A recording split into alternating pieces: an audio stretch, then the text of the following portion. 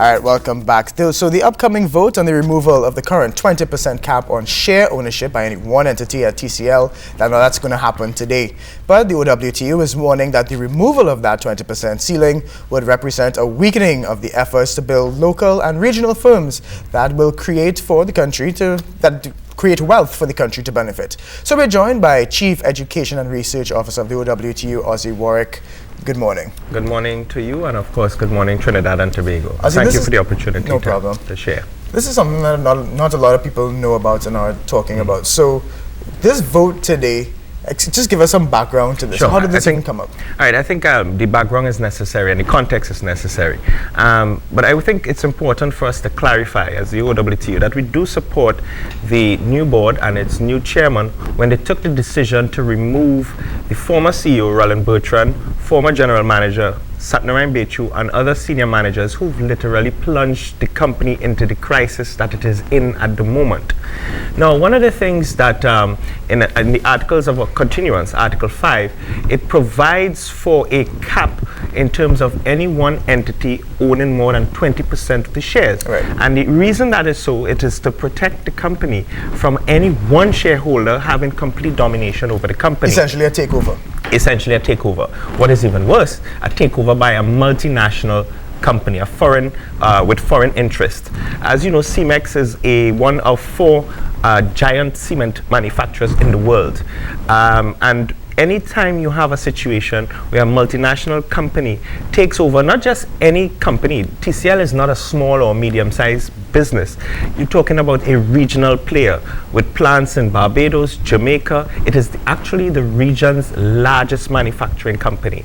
And if we lose this important and critical enterprise, it means that the country, in terms of the ownership of its wealth, ownership of the resources, will be threatened. It will also weaken the local stock exchange, because if Cemex takes over, as what happened with RBTT, the shares will no longer be traded on the local stock exchange. It will no longer even be traded on the regional stock exchange. And this is something that we've been pushing. We've been pushing to get a lot more in our stock exchange. We're trying to get it to grow, and this is actually going to make it shrink, is what you're saying. And in fact, what we want as in terms of our national economy, you want a national economy where local enterprises are thriving and flourishing and benefiting, because if you do that, if you have more indigenous companies growing, that ensures sustainable jobs, but it also ensures sustainable economic development. In other words, we have been asking, what is the government's policy with regards to such a major critical company? You're talking about the manufacturing of cement, which is critical to construction. Construction is critical to infrastructural development, and infrastructural development is key to the development of any society, of any country. Under whose ministry does TCL fall? Well, TCL at this point, it's really Ministry of Finance has to make a clear policy statement, because we're dealing with shareholders who are major state enterprise, such as NIB, such as the pension plans of Petrotrin, TNTech, TSTT. And as corporate sold, that is the Ministry of Finance, they have a responsibility in terms of clearly articulating what is the government's policy with regards to this major enterprise. What about jobs? Has Cemex given any sort of... Now, are we sure that Cemex is the company that wants to come in and take over? Sure, they have attempted this before in 2002. And this is what the finance minister is also being embroiled in. Yes, that's correct. And what is important to note, in 2002, the share price was even higher. So here you have an opportunity, because Cemex has already 20% shares. They have a subsidiary company that has 8% shares. So, and at that time, in 2002, they wanted to take over the company. Now the share price is down to $2.23. Perfect opportunity for them. But also, what is of more concern, and should be of concern to Trinidad and Tobago and all of us as nationals, is that this is being driven by the international financial institutions, World Bank, bank through its one of its group companies, which is the International Financial Center. In other words, they're the ones who are providing the equity, and they are stating as a precondition for that equity is the removal. Why? Because they want to facilitate the monopolization and the consolidation of wealth at the global level in the hands of a few huge cement companies at the expense of small and medium-sized cement companies throughout the world. And at that point, what happens to jobs? Because that's a big one. One of the things that companies such as Cemex and other multinationals do is they look at economies of scale. So when they acquire our plants in Jamaica, Barbados, Trinidad, as what happened with Unilever, see, we have precedent, then you note, they will state, listen, the production cost in Trinidad, Jamaica, even Barbados, is very, very high.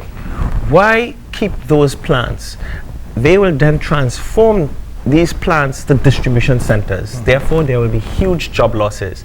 And if people think that we're just trying to scale, just look at the RBTT situation. When RBC took over, hundreds of jobs were lost. And now there's fear that RBC is going to close altogether. So we will lose a huge financial institute.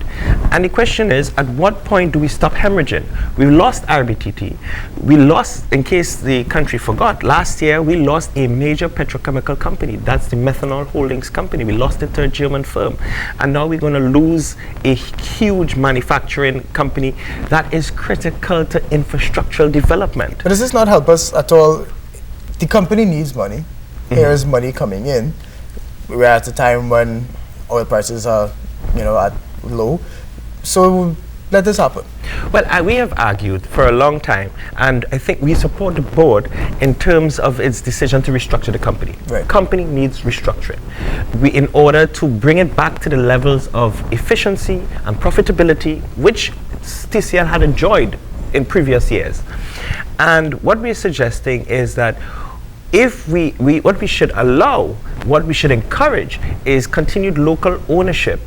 In other words, equity that comes from local investments in order to maintain this important national company, with restructuring, thereby enabling it to bring about the level of efficiency and profitability, profits that will not leave the country but will stay here.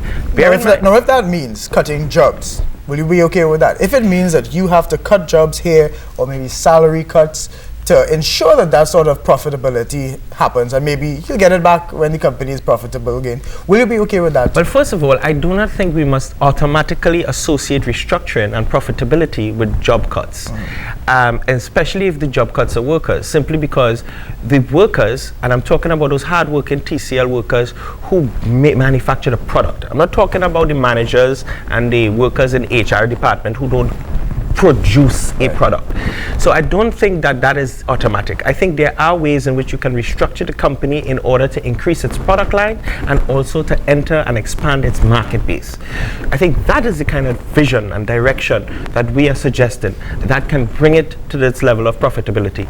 An important point, and this is key to understand how global capital works, this issue is also regional because it includes two other territories, Jamaica and Barbados.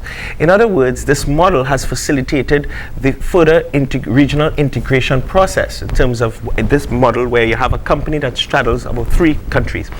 Now, are they going to be involved in this meeting too?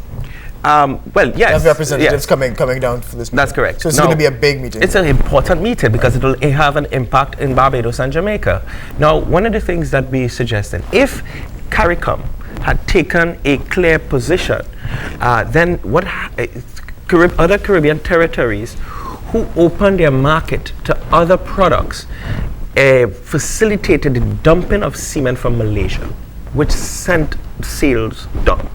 So if we say, listen, as a region, we want to protect indigenous companies that are not just local in terms of Trinidad and Tobago, but regional in terms of the Caribbean, then we could have been able to strengthen TCL and expand it in even other territories, and therefore strengthen regional economic development.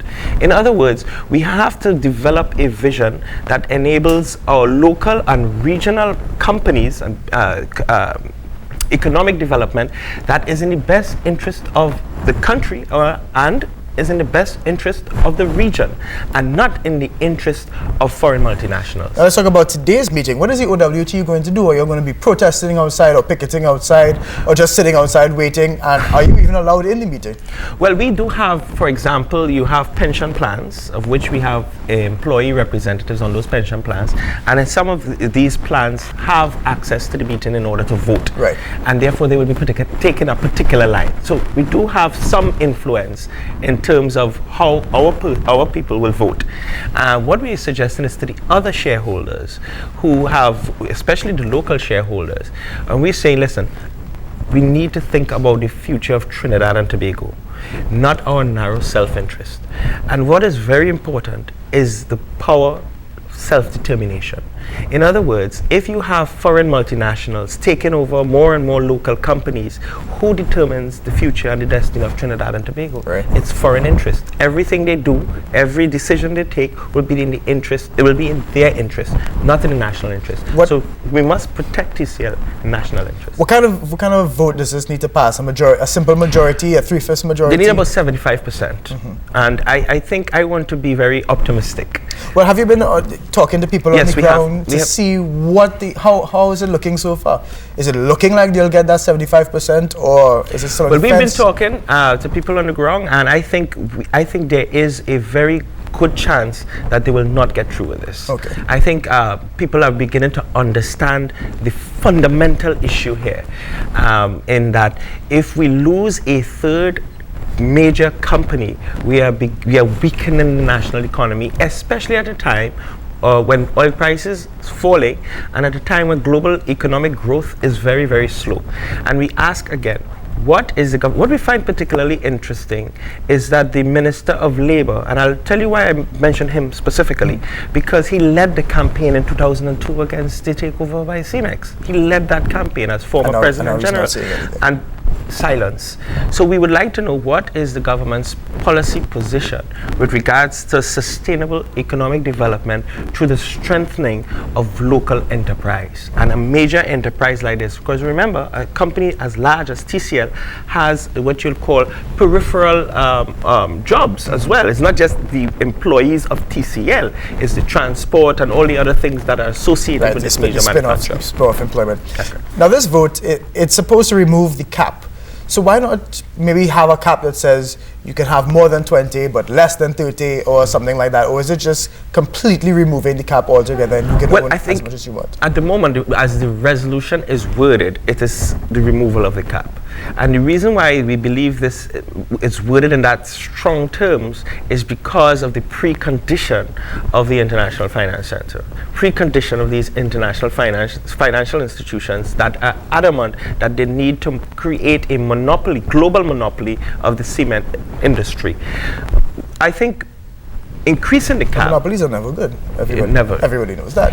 Increasing the, especially at the global level, increasing the cap, which and put it at a level which will still protect the company from one person taking over, one entity taking over, I think is subject to negotiations that the shareholders should have. So can that happen today at this meeting? Well, I think if they begin the debate, it could be possible that they postpone the actual vote in order for us to have a proper policy review as to how we treat not just with TCL, but how do we treat with strengthening local enterprises to ensure that our national economy, we don't wake up one morning. I don't think anybody in Trinidad and Tobago wants to wake up one morning to realize that our national economy is in the hands of foreign interests.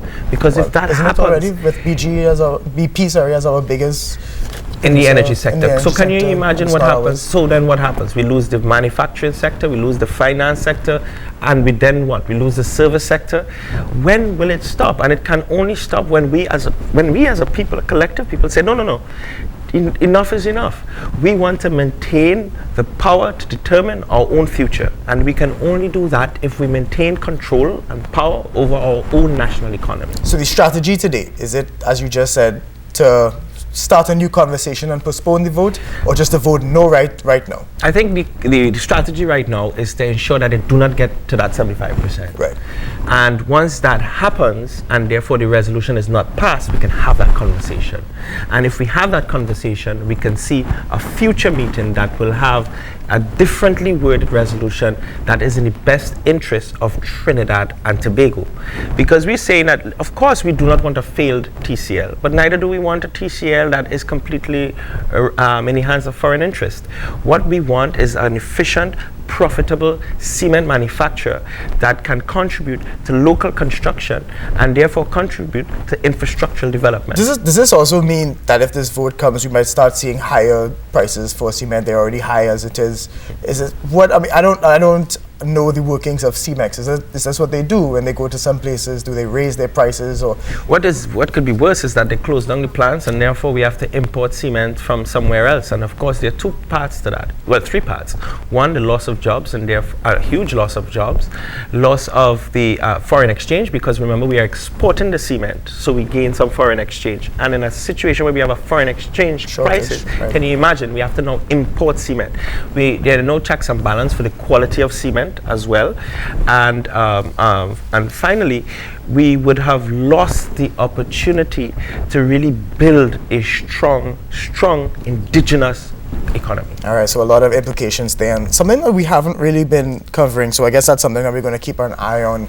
So that was Ozzi Warwick of the OWTU just talking about this TCL vote today, a very important vote, so we're going to keep an eye on that and inform the public about what's happening there. So we're going to take a break and be right back. This is Morning Edition.